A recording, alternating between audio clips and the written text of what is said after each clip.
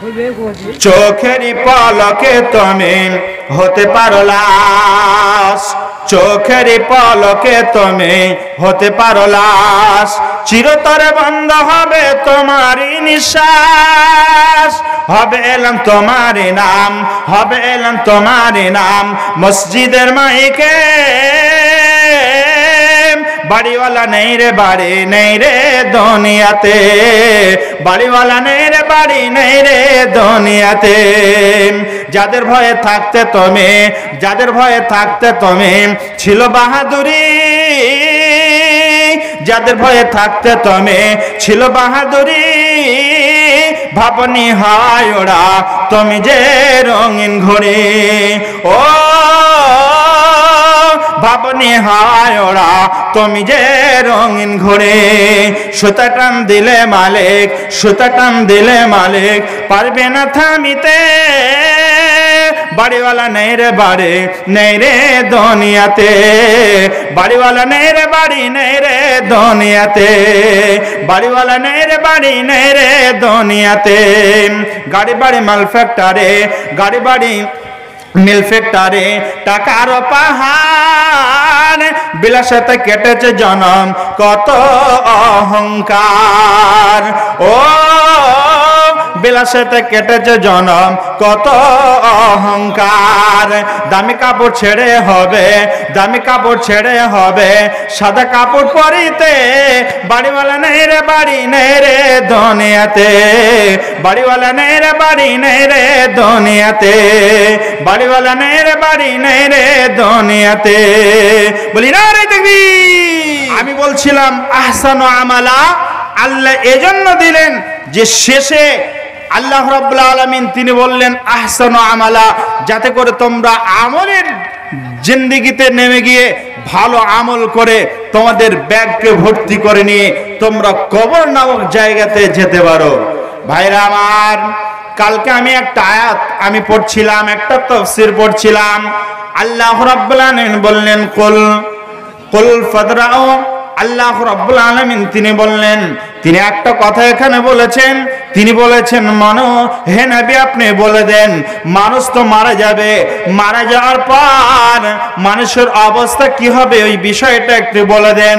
মানুষ যদি জানতো, মানুষ যদি বুঝতো, একটু যদি চিন্তা ভাবনা করত, আমি আজকে পৃথিবীতে আছি, আমি এখন এই জায়গাতে আছি, আমি এখন স্টেজে আছি, আমি যখন স্টেজ থেকে নেমে যাব, আমার যদি বক্তব্য রাখতে রাখতে মৃত্যু হয়ে যায়, আর আমি যদি ভালো আমল করে যেতে না পারি, আমার যদি পুঁজিতে ভালো আমল যদি আমার আমল নামায় না থাকে, আমার যদি ওই খারাপ আমল নামা বেশি থাকে, তাহলে আমার মৃত্যুর পর আমার যখন আত্মাটাকে নিয়ে যাবে, আমার আত্মাটা যখন ছিনিয়ে নিয়ে যাবে, ওই মালাকুল মউত যখন আসবে, ওই অবস্থাতে আমার আত্মা যদি আপনার সিজ্জিনের অধিকারী হয়, আমি যদি জাহান্নামের অধিবাসী হয়ে যায়, তাহলে মৃত্যুর পর কিয়ামতের জন্য অপেক্ষা নয়, অপেক্ষা নয়, অপেক্ষা নয়, আমাকে সঙ্গে সঙ্গে জাহান্নামে ফেলে দেওয়া হবে।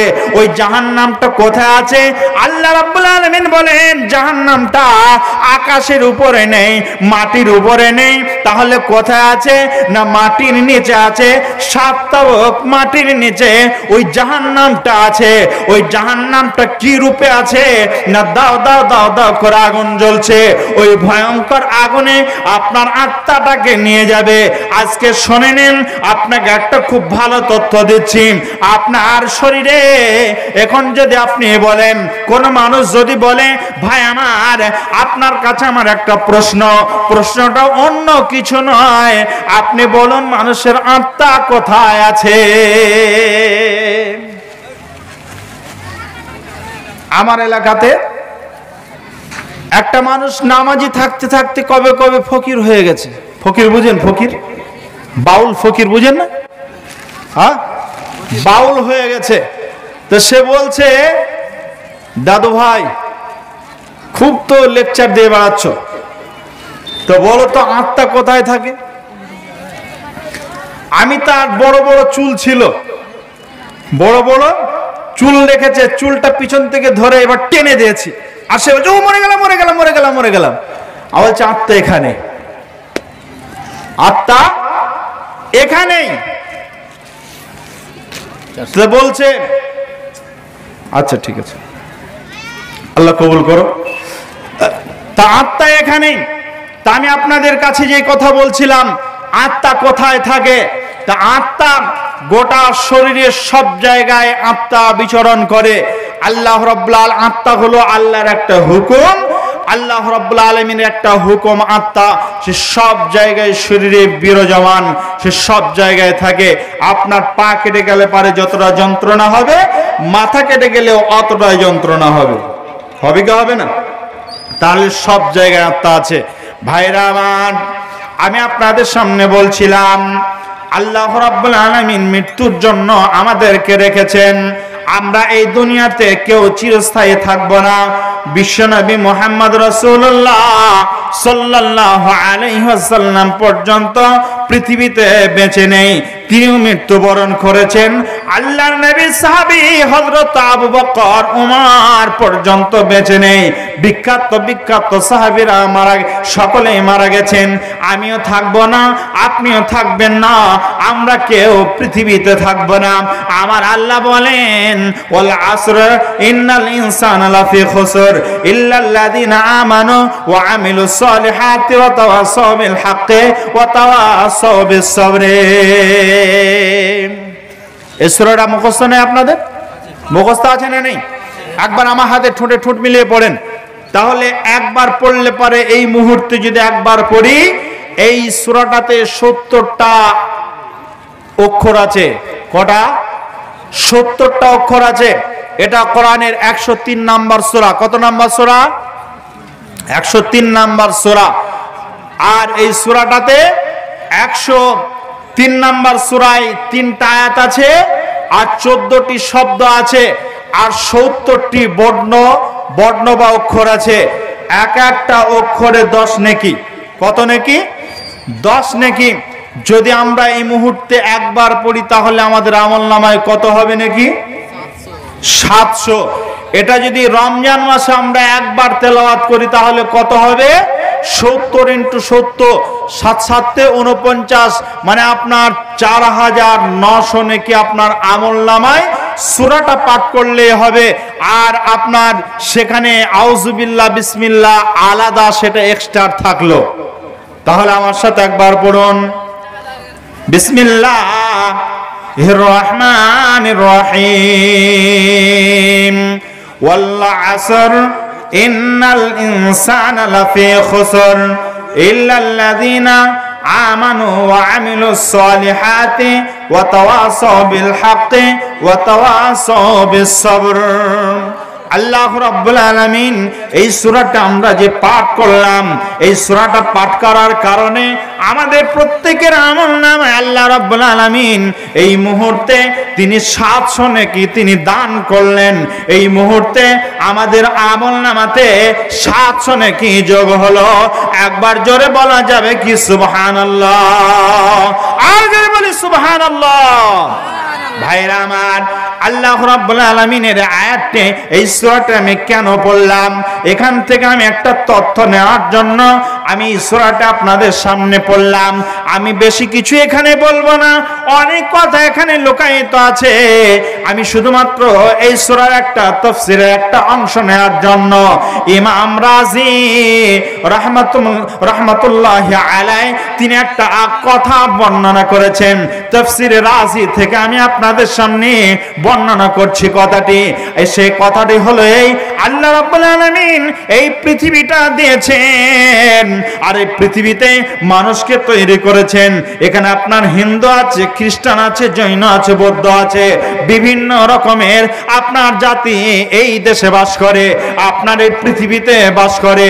তার মধ্যে প্রত্যেকটা জাতির জন্য একটা নির্দিষ্ট রুলস আছে, প্রত্যেকটা দেশের জন্য একটা নির্দিষ্ট নিয়ম আছে। আমাদের দেশের নিয়ম হলো আমরা যখন পরীক্ষার জন্য আমরা প্রস্তুতি নিই, পরীক্ষা দেওয়ার জন্য আপনাকে কয়েকটা জিনিস মেনটেন করতে হয়।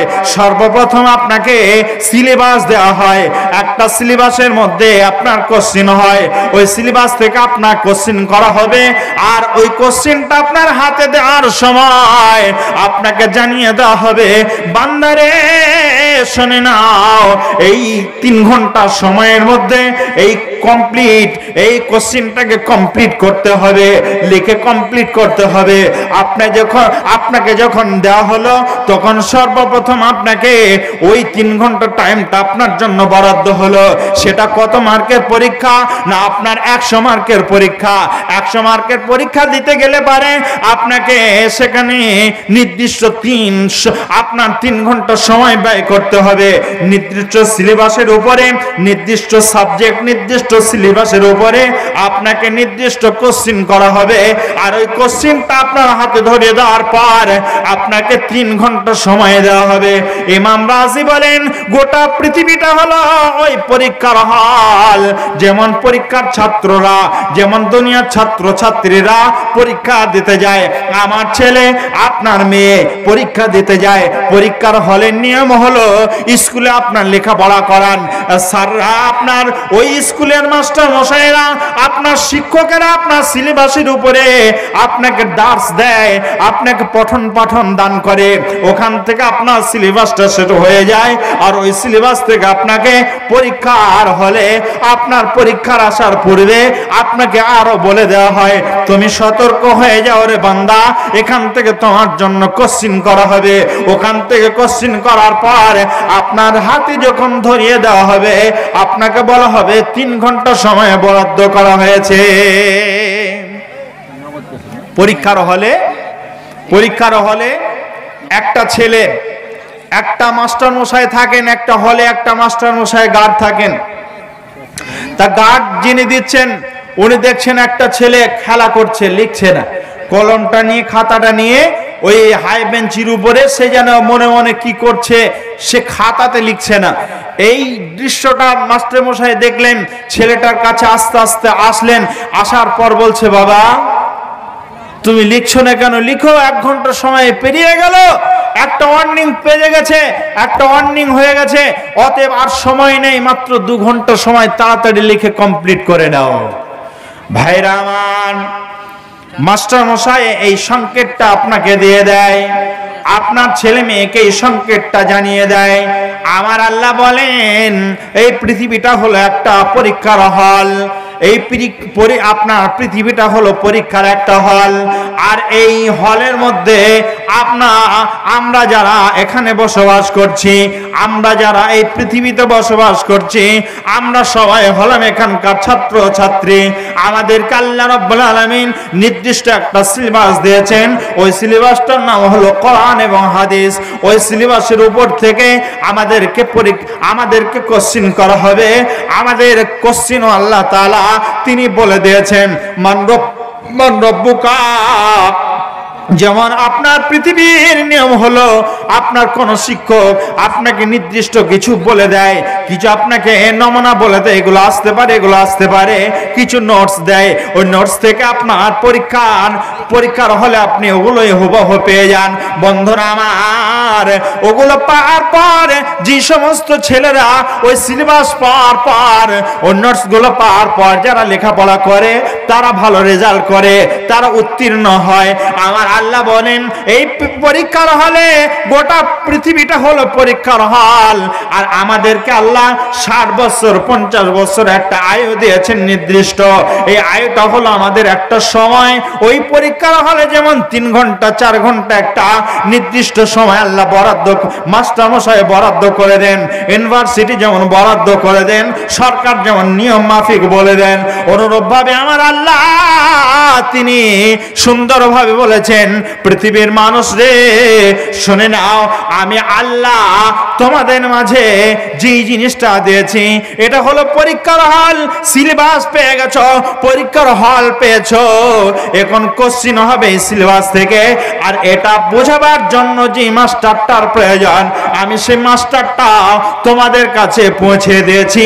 ওই মাস্টারটার নাম হলো নবী মুহাম্মদ রাসূলুল্লাহ সাল্লাল্লাহু আলাইহি ওয়াসাল্লাম। তাহলে আমরা পরীক্ষার হল পেলাম, আমরা সিলেবাস পেলাম, মাস্টার পেলাম বোঝানোর জন্য, সব কিছু পেলাম। এখন যদি হেলায় খেলায় কাটিয়ে দিই আর আমরা যদি ওই আসল বিষয়টা যদি স্মরণ না রাখি, ফেল করলে পারে জাহান্নাম, ফেল করলে পারে জাহান্নাম, ফেল করলে পারে যেই জায়গায় রাখা হবে, যেই ক্লাসে রাখা হবে, ওই ক্লাসটার নাম হলো সিজ্জিন। কি নাম বললাম? সিজ্জিন। আমি যদি বিএ ক্লাসে ফেল করি তাহলে আমাকে বিএই ফের পরীক্ষা দিতে হবে, ঠিক কিনা জোরে বলেন। আমি যদি বিএ পরীক্ষা দিতে গিয়ে যদি আমার পরীক্ষার মোট নাম্বার যেটা পেলে পারে পাস হয়, আমি যদি সেটা পাস নাম্বার না তুলতে পারি তাহলে আমাকে ওই বিএ ক্লাসে রাখা হয়, আমাকে ওই নির্দিষ্ট ক্লাসে রাখা হয়। আমার আল্লাহ বলছেন তোমাকেও নির্দিষ্ট ক্লাসে রাখা হবে, ওই ক্লাসটার নাম হলো সিজ্জিন। কি জোরে বলেন? যদি উত্তীর্ণ হতে পারি তাহলে যে ক্লাসে রাখা হবে, বিএ পাস করার পর আমি যদি উত্তীর্ণ হতে পারি তাহলে এমএ ভর্তি হতে পারবো, বিএডে ভর্তি হতে পারবো। আল্লাহ তাআলা বলছেন উত্তীর্ণ হলে পারে যেমন বিএড করতে পারবে, যেমন তুমি এমএ ক্লাসে ভর্তি হতে পারবে। উত্তীর্ণ ক্লাসের নাম হলো আমার, সেটার নাম হলো ইল্লিন। কি নাম বললাম? জোরে বলেন ইল্লিন। কি নাম বললাম? উত্তীর্ণ হতে পারলে যেই ক্লাসে আল্লাহ তাআলা রাখবেন সেটার নাম কি? জোরে বলেন ইল্লিন। সেটা হলো ইল্লিন। আর যদি আমরা ফেল করি যেই ক্লাসে রাখবেন ওই ক্লাসটার নাম মনে থাকবে? ওই ক্লাসটার নাম হলো সিজ্জিন। একদম নিচে। ফেল করলে উপরে উঠেন না, নিচে।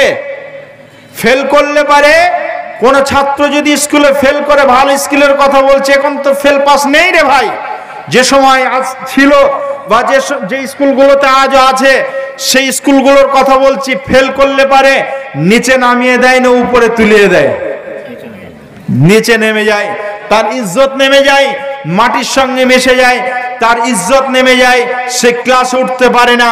যার জন্য আল্লাহ তাআলা ফেল ওয়ালাদের জন্য যে ক্লাসটা রেখেছেন আল্লাহর ক্লাস, ওই ক্লাসটার নাম হলো সিজ্জিন। আর উত্তীর্ণ হলে পারে যেই ক্লাসে রাখবেন আল্লাহ আপার ক্লাস, ওই ক্লাসটার নাম হলো ইল্লিন, জান্নাত। আমরা এখন জান্নাতে যাব না জাহান্নামে যাব? জোরে বলেন, জান্নাতে যাব না জাহান্নামে যাব?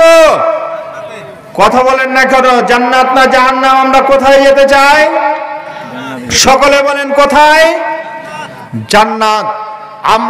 আমরা যদি জান্নাত যেতে চাই তাহলে আমাদেরকে কোন জিনিসটাকে স্মরণ করে পৃথিবীতে চলতে হবে? ওটার নাম কি? ওটার নাম হলো মউত। কাকে সামনে রাখতে হবে? মউতকে সামনে রাখতে হবে, মৃত্যুকে সামনে রেখে আমাদেরকে জীবন যাপন করতে হবে। তাহলে আমরা কামিয়াব হতে পারবো, নচেত আমরা নাকাম হয়ে যাব, আমরা উত্তীর্ণ হতে পারবো না। জোরে বলেন ঠিক কিনা? অতএব ভাইরা আমার, মায়েরা আমার, মা বোন অনেক মানুষ আছেন, মা বোনরা একদম পুরো ফুল লোড হয়ে বসে আছেন। আমি আপনাদের সামনে আর বেশি কথা নয়, আমি শেষের দিকে এসে উপস্থিত হয়েছি।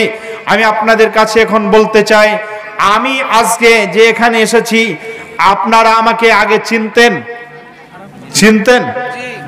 চিনতেন না? কিছু মানুষ চিনেছেন, হয়তো আপনি হয়তো একদিন প্রথম দেখেছেন তাই চিনেছেন, যারা দেখেননি তারা কোনোদিন চিনেননি। আমার বয়স এখন 30, আমার বয়স হলো এখন আমার 30। আল্লাহ রাব্বুল আলামিন বলেন 30 বছর বয়স তোমার এখন। 30 বছর পূর্বে যেদিন তোমার 30 বছর বয়স হয়নি মায়ের পেটে যেদিন আসনি সেদিন তোমার মা জানতো না, সেদিন তোমার আব্বু জানতো না, সেদিন তোমার প্রতিবেশী জানতো না, গ্রাম জানতো না, পঞ্চায়েত জানতো না, পৃথিবীর কেউ তোমাকে চিনতো না, জানতো না। আল্লাহ রাব্বুল আলামিন বললেন হাল আতা আলাল ইনসানি হিনুম মিনাদ দাহরি লাম ইয়াকুন শাইয়াম মাযকুরা। আল্লাহ রাব্বুল আলামিন বলেন তোমার উল্লেখযোগ্য কোনো কিছুই ছিল না রে বান্দা। তোমাকে কেউ চিনতো না, তোমার আব্বু চিনতো না, তোমার মা জানতো না। তোমার মা কবে জানলো? যেদিন তুমি তোমার মায়ের গর্ভে এলে, 1 মাস যেদিন বয়স হলো, নুতফা আকারে তুমি যেদিনে ওই মানে একটা কি বলা যায়, আল্লাহ রাব্বুল আলামিন বলছেন আলাকা, মানে একটা তুমি রক্তপিণ্ড যখন হলে, ওই রক্ত জমাট বাঁধা রক্ত যেদিন মায়ের পেটে এলে, মা সেদিনে বুঝতে পারলো আমার পেটটা একটু একটু ভার ভার মনে হচ্ছে। সেই দিন বাপকে বললো, বাপ বুঝতে পারলো। তাহলে সর্বপ্রথম মা জানলো, আর তোমার আব্বু জানলো।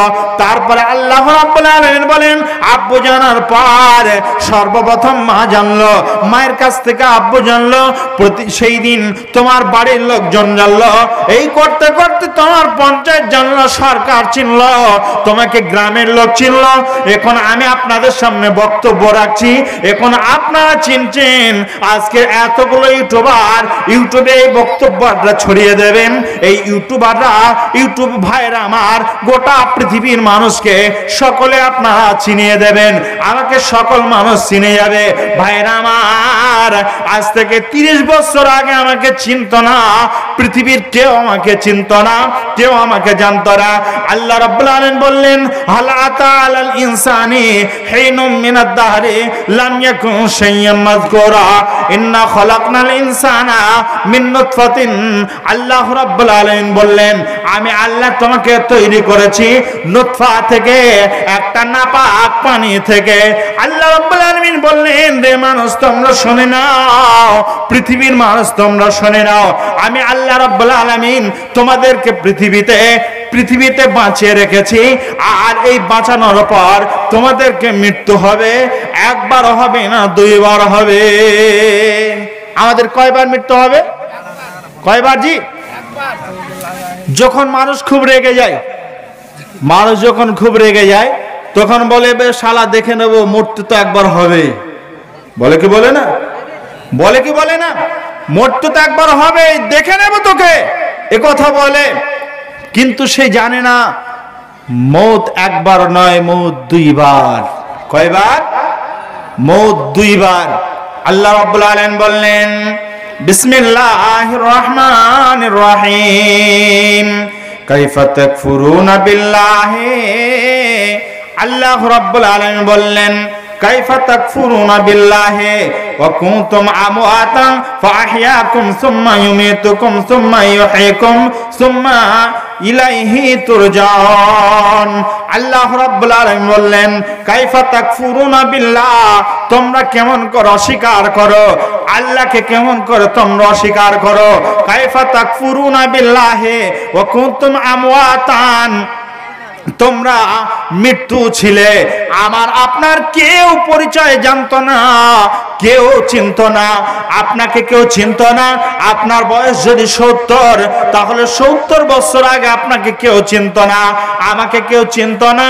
আমাকে এই পৃথিবীতে আসবো আমি আমার মায়ের গর্ভে পৃথিবীতে আসবো, মায়ের পেট থেকে আমি পৃথিবীতে আসবো, আমি চাঁদ ঘরে জন্মগ্রহণ করব, আমি একটা বড় মাদ্রাসায় শিক্ষকতা করব, বিলকুমারীর মতো দাওরায়ে হাদিস মাদ্রাসার শিক্ষক হব, আমি একজন আলেম হব। এটা মা জানতো না, বাপ জানতো না, গ্রামের মানুষ জানতো না, এলাকার মানুষ জানতো না। আমি বক্তা হব এটা কেউ জানতো না। আজকে গোটা আপনার কয়েকটা রাজ্যে আমি যে বক্তব্য রাখবো, আজকে এই রাত 12টার পর, আমি যে গভীর রাতে রাত 12:15 এখন বাজে, এই সময় আমি যে আপনাদের সামনে বক্তব্য রাখবো, আজকের এই মুহূর্তে, আজকের এই আপনার 23শে ডিসেম্বর যেহেতু রাত 12টা বেজে গেছে, মানে এটা আপনার তারিখটা পরিবর্তন হয়ে গেছে। এই রাত 12টার পর তারিখ পরিবর্তন হয়, মানে এখন 23শে আপনার ডিসেম্বর শুরু হয়েছে। এই 23শে ডিসেম্বর এই সময়ে আমি আপনাদের সামনে বক্তব্য রাখবো। এটা আমার গ্রাম জানতো না, আপনারা জানতেন না, আমিও জানতাম না, পৃথিবীর কেউ জানতো না। যিনি জানতেন তার নাম হলো আল্লাহ। আল্লাহ বলেন, হালা আতা আলাল ইনসানি হিনুম মিনাদ দাহরি লাম ইয়াকুন শাইয়্যান মাযকুরা। আমি আল্লাহ তোমাকে এই পৃথিবীতে নিয়ে এসে পরিচিত ঘটাবো, একজন সম্ভ্রান্ত মানুষ বানাবো। এটা কেউ জানতো না পৃথিবীর বান্দারে। শুনে নাও, আমি আল্লাহ যেদিনে আত্মাকে তৈরি করেছি, যেদিনে আত্মা তৈরি করেছি, যেদিনে প্রাণ তৈরি করেছি, পৃথিবী সৃষ্টি হওয়ার 50,000 বছর পূর্বে, গোটা পৃথিবী সৃষ্টি হওয়ার 50,000 বছর পূর্বে আল্লাহ তাআলা সর্বপ্রথম প্রাণকে সৃষ্টি করলেন, আত্মাকে সৃষ্টি করলেন। আল্লাহ বললেন, আলাস্তু বিরাব্বিকুম, আমরা সেই দিন বলেছিলাম ক্বালু বালা। আল্লাহ বলেছিলেন, আমি কি তোমাদের প্রভু নই? আমরা সেই দিনে বলেছিলাম ক্বালু বালা, আল্লাহ অবশ্যই আপনি হলেন আমাদের রব। রব বলে সেদিনে মেনে নিয়েছি, কিন্তু আজকে অস্বীকার করছি। কেউ যদি নিজের বাপ জানছেন এটা আমার বাপ, জানছেন যেটা আমার আব্বু, এটা আমার মা, তারপরে আপনি ভরা মজলিসে মানুষের সামনে যদি বাপকে অস্বীকার করেন, যদি বলেন এটা আমার বাপ নয়, বাপ দুঃখ পাবে কে? পাবে না। বাপের মুখ দিয়ে আপনার নেক দোয়া বাইর হবে না আপনার বদ দোয়া বাইর হবে? আপনারা ফতোয়া দেন। বদ দোয়া বাইর হবে। গতকাল একটা মসজিদে মাগরিবের নামাজ পড়লাম। মাগরিবের নামাজ পড়ে একটা লোককে বলছে, আপনি আপনার ছেলের নাম্বারটা দেন, সৌদিতে থাকে। তা বলছে, বাবা, লোকজন সরে গেল, আমাকে আড়াল করে বলছে, বাবা দুঃখের কথা কি বলবো, বুক ফেটে যাচ্ছে বলতে গিয়ে। আমি বললাম, কেন? আপনি দুঃখ ফাটা, মানে বুক ফেটে যাচ্ছে এমন বেদনে নিয়ে আপনি কি কথা বলবেন? আমি তো আপনাকে খারাপ কিছু জিজ্ঞাসা করিনি, আপনাকে শুধুমাত্র বললাম আপনার বড় ছেলের নাম্বারটা আপনি আমাকে দেবেন। তা লোকটা চোখের পানি ছেড়ে দিয়ে বলছে, বাপ, ছেলে কত আশা করে কত কষ্ট করে মানুষ করেছি রে বাপ, কিন্তু আজকে ছেলে আমাকে কথা বলে না। ছেলে আমাকে কথা বলে না, ছেলে আমাকে কথা বলে না, ছেলে টাকা পাঠায় না, খোঁজ নেয় না, সৌদিতে আছে, মন মানে না বেটার জন্য। রাতে গভীর রাতে উঠে তাহাজ্জুদের সময় দোয়া করি, কিন্তু বোমায়ের সঙ্গে ছেলের নাম্বারটা নেব উপায় নেই। মা বোন, এই ধরনের যে সমস্ত বোমারা আছেন, আপনারা সতর্ক হবেন। আর শাশুড়িদের বড় দোষ আছে, বর্তমানে শাশুড়িদেরও বড় দোষ আছে। নিজের মেয়ে যদি একটা সোনার জিনিসও হারিয়ে ফেলে, সেটা গোপন রেখে দেয়। আর যদি পরের মেয়ে একটা আপনার টিন যদি একটা হারিয়ে যায় তার হাত থেকে, তাহলে সেটা পাড়ায় পাড়ায় ছড়িয়ে বেড়ায়, প্রচার করে দেয়। যাকে পায় তাকে বলে, পাড়ায় পাড়ায় বলে, শুনেছো একটা ঘটনা, এমন অলক্ষণে বউ নিয়ে এলাম, বউ আমার কথা শোনে না, একটা ভালো টিন ছিল, সে টিনটাও হারিয়ে ফেলেছে। বলে কি বলে না? এমন শাশুড়ি আছে না নেই? আছে। নিজের মেয়েটা মেয়ে, পরের মেয়েটাকে মেয়ে ভাবতে পারে না, যার জন্য আজকে সংসারগুলো দাও দাও করে আগুন জ্বলছে, সোনার সংসার ভেঙে আপনার টুকরো টুকরো হয়ে যাচ্ছে। শুধু বৌমাদের দোষ দিলে হবে না, শাশুড়দের দোষ আছে। ভাইরা আমার, আমি ওই কথা বলতে গিয়ে এখানে এলাম। আল্লাহ রাব্বুল আলামিন তিনি বলছেন, আমি মৌতকে দুবার সৃষ্টি করেছি, মৌত দুবার নিয়ে এসেছি, মানুষের মৌত হবে দুবার। কেন দুবার হবে? আল্লাহ রাব্বুল আলামিন তার বিস্তারিত কারণ উল্লেখ করেছেন। আপনারা বসেন, আমি দোয়া করে শেষ করে দেব, আর আগে যাব না, দোয়া হবে তারপর শেষ হয়ে যাবে। কোনটা এটা? আচ্ছা, আপনারা স্টেজ কালেকশন যেটা এ পর্যন্ত হয়েছে সেটা হয়েছে ৭৭,৪২২ টাকা নগদ আপনার স্টেজ কালেকশন হয়েছে। ৭৭,৪২২ টাকা আপনার এটা হয়েছে স্টেজ কালেকশন। তা আমি আপনাদের সামনে একটু দোয়া করব। একটা আংটি সোনার না কিসের জি না রূপার একটা চাঁদের আংটি। বসেন একটু দোয়া করব। শেষ দোয়াটা করে সবাই উঠবেন, শেষ দোয়াটা করে সবাই উঠবেন। আপনার একটু অপেক্ষা করুন। একটা নাকের নাকমাছি সোনার, আলহামদুলিল্লাহ এগুলো হয়েছে। আচ্ছা মা বোন, আপনাদের আর কথা আগিয়ে যাচ্ছি না, এখানে আমি শেষ করছি, আমি এখানেই শেষ করছি। তবে আপনারা ধীর স্থিরভাবে এতক্ষণ পর্যন্ত যতগুলো ওয়াজ শুনলেন, আল্লাহ তাআলা যেন আপনাদের সকলকে আমল করার তৌফিক দান করেন। সকলে বলি আল্লাহুম্মা আমিন।